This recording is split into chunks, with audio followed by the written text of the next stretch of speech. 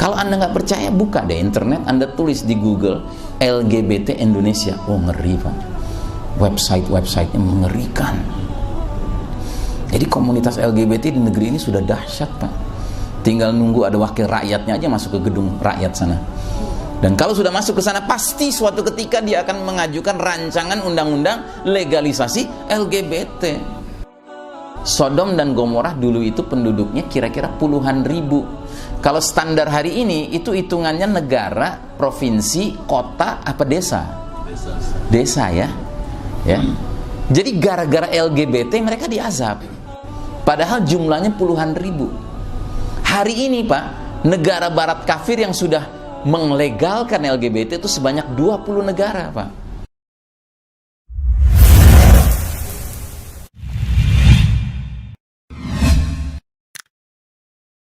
Sebelum menonton video ini, sebagai bentuk dukungan kamu terhadap channel ini, jangan lupa subscribe, nyalakan lonceng notifikasi agar kamu tidak ketinggalan video terbaru. Jazakumullah khairan katsiran. Tanda besar itu dalam satu hadis Nabi jelaskan 10-10-nya sekaligus. Hadis ini riwayat Muslim, sahih hadisnya. Kata Nabi kita, innaha lan taquma hatta tarawna qabla 10 ayat. Sesungguhnya kiamat tidak akan terjadi sampai kalian melihat 10 tanda. Ya. 10 tanda ini di kalangan para ulama yang disepakati cuman yang nomor 10 sebagai urutan terakhir.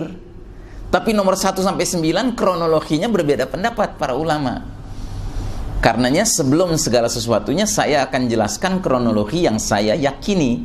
Yang saya yakini kronologinya menurut uraian seorang ulama bernama Dr. Al-Mubayyad. Al-Mubayyad ini nama lengkapnya Dr. Ahmad Muhammad Al-Mubayyad. Ini ada namanya di sini, Dr. Al-Mubayyad. Beliau ulama ahli hadis dan beliau orang Palestina. Masih hidup sekarang. Ya, dari Gaza dia. Dan karena dia hidupnya di sana, dia sudah makan asam garam Pak. Tinggal bersebelahan dengan musuh utama kita Yahudi laknatullah alaihim. Karenanya isi buku tulisan beliau yang berjudul Al-Fitan wal Malahim wa Asyratus Sa'ah, fitnah-fitnah, peperangan-peperangan dan tanda-tanda akhir zaman, yang sudah diterjemahkan dengan judul EAZ, Ensiklopedia Akhir Zaman. Beliau berpendapat 10 tanda besar itu urutannya sebagai berikut: 1, 2, 3, 4, 5, 6, 7, 8, 9, 10 ya. Saya nggak akan terangkan semuanya karena nggak cukup waktunya. Tapi saya akan terangkan 3 yang pertama ini. Kenapa? Karena menurut Dr. Al-Mubayyad 3 yang pertama ini terjadinya serentak Pak. Jadi al-khasfu bil masyriq, pembenaman bumi di timur, al-khasfu bil maghrib, pembenaman bumi di barat, serta ad-dukhan itu terjadinya serentak. Ad-dukhan itu artinya kabut asap yang menyelimuti planet bumi ini. Ya. Nah, keterangannya di mana bisa kita dapatkan? Kita bisa dapatkan dalam surat Ad-Dukhan. Nama suratnya saja sudah surat Ad-Dukhan. Allah Ta'ala berfirman mulai dari ayat ke-10, "Fartaqib yawma ta'tis sama'u bidukhanin mubin." Maka tunggulah hari ketika langit membawa kabut yang nyata. Dukhan itu kabut atau asap ya. Yaghshan nas, meliputi manusia. Jadi kabut ini akan menyelimuti manusia seluruhnya. Bahkan dalam hadis diterangkan seluruh wilayah timur, seluruh wilayah barat semuanya menjadi gelap selama 40 hari 40 malam karena kabut ini. Nah, yang mengerikan kata Allah selanjutnya, hadza adzabun alim. Ini adalah azab yang pedih. Jadi dukhan ini azab Pak. Dan ini belum kiamat ya. Ini azab sebelum kiamat. Ya, kalau kiamat kan mengakhiri semuanya Pak, semua orang tewas. Tapi kalau ini azab berarti banyak yang tewas tapi nggak semuanya.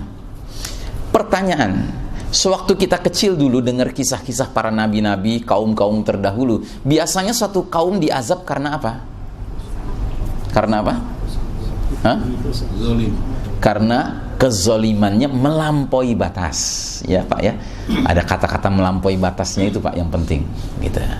Nah, kira-kira dari 5 babak perjalanan sejarah umat Islam, babak yang mana yang paling pantas diazab sama Allah?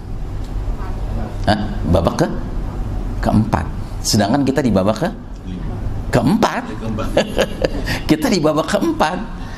Kenapa babak keempat ini pantas? diazab Allah, karena babak ini, babak mulkan Jabrian, para penguasa yang memaksakan kehendak ini adalah peradaban di mana manusia mempertontonkan kesombongan, kemungkaran, kezaliman, kesyirikan, kekufuran yang luar biasa terhadap Allah Rabbul Alamin, penguasa jagat raya.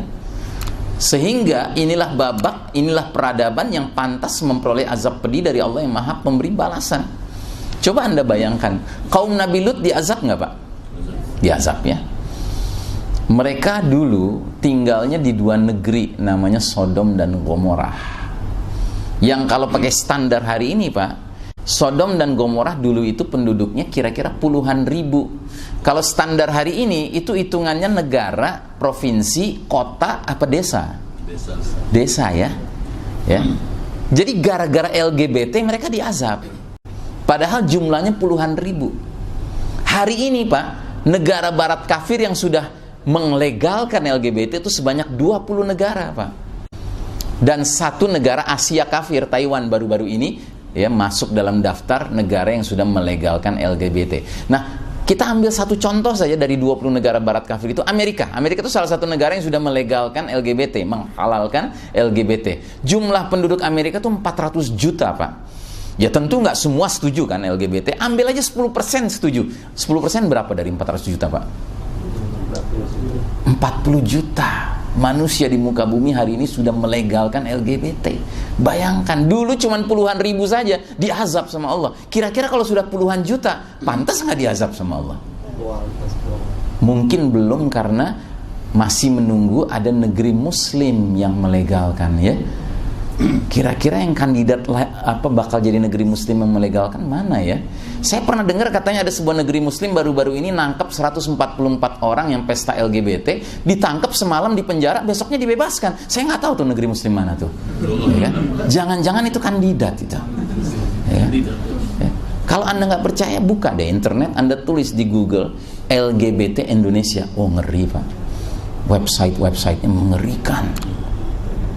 Jadi komunitas LGBT di negeri ini sudah dahsyat Pak. Tinggal nunggu ada wakil rakyatnya aja masuk ke gedung rakyat sana. Dan kalau sudah masuk ke sana, pasti suatu ketika dia akan mengajukan rancangan undang-undang legalisasi LGBT. Dan kalau itu sudah terjadi Pak, pasti ujung-ujungnya voting. Karena heboh kan pasti kan. Dan kalau voting urusannya dengan apa Pak? Dengan duit. Yang duitnya banyak siapa? Ahli maksiat, ahli mungkar hari ini. Gitu. Nah jadi saudara sekalian rahimakumullah, kalau bicara layak Pak, layaknya sekarang datangnya azab Allah. Karenanya kita harus bertanya, ad-dukhan ini sebabnya apa? Apa yang menimbulkan kabut asap menyelimuti dunia ini? Nah di ayat 16-nya disebutkan sama Allah, yauma nabatishul batsyatal kubra inna muntaqimun. Ingatlah hari ketika kami menghantam mereka dengan hantaman yang keras. Sesungguhnya kami adalah pemberi balasan. Hantaman itu datang dari mana? Dari langit. Allah sebutkan di surat At-Tur ayat 44 ini, wa iyyarau kisfan minas sama'i saqitan yaqulu sahabum markum. Jika mereka melihat bongkahan-bongkahan batu berjatuhan dari langit, maka mereka akan berkata, itu adalah awan yang bertindih-tindih. Kita yang hidup di babak keempat ini Pak, era sains modern, teknologi canggih, kalau ditanya bongkahan batu jatuh dari langit, kita sebutnya apa Pak? Hujan. Meteor ya. Nggak perlu sekolah untuk tahu itu kan?